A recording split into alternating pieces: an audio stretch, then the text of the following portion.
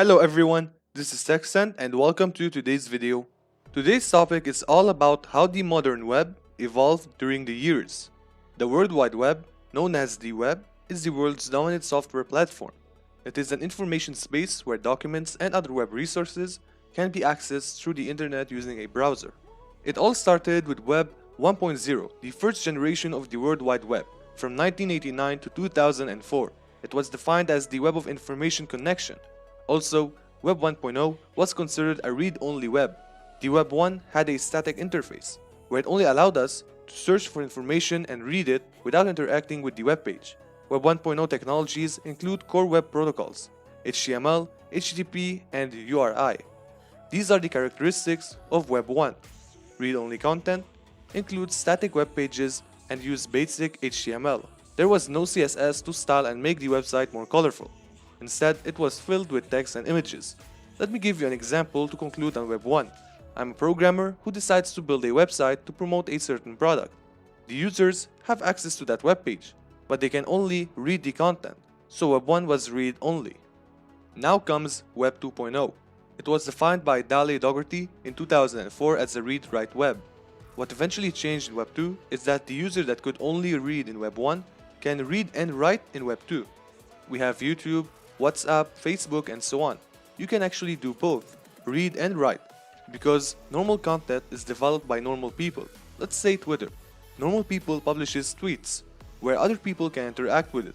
So other people are reading other people's tweets, and they are also writing their own tweets, where other people can also interact with it.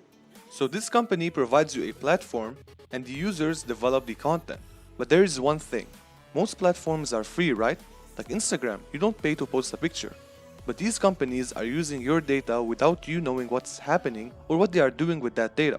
Instagram earns money through advertisement. So let's say you like programming. How come you don't get fashion ads? You get instead programming ads. How does Instagram know? Well, it uses your data to find out who you are and what interests you, so they can keep you on their platform.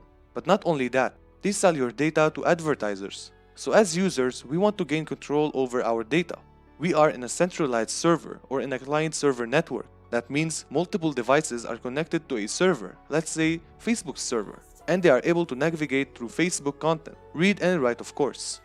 Now let's welcome Web 3.0. Of course, we will have the same services where a user can create content, talk to friends and search for content. But instead of a centralized server, we are going to decentralized server or peer-to-peer network, where let's say John is connected with Alan, as well as with David, and David is connected with Alan, and Alan is connected with Paul, and so on. So no more client-server network. We are working on nodes or connected via nodes, and the applications that will be built will run on those nodes without the need of centralized server. These are decentralized applications, and these are powered by blockchain technologies. And with blockchain technologies, the information cannot be destroyed or deleted. So once you save data on blockchain, no one can change it. Even if someone tries to change it, you will know that it's being changed. So with blockchain, we have different blocks, and they store data inside. Also, block A knows about block B, and block B knows about block A. So that's why we say block A and block B are connected with chains.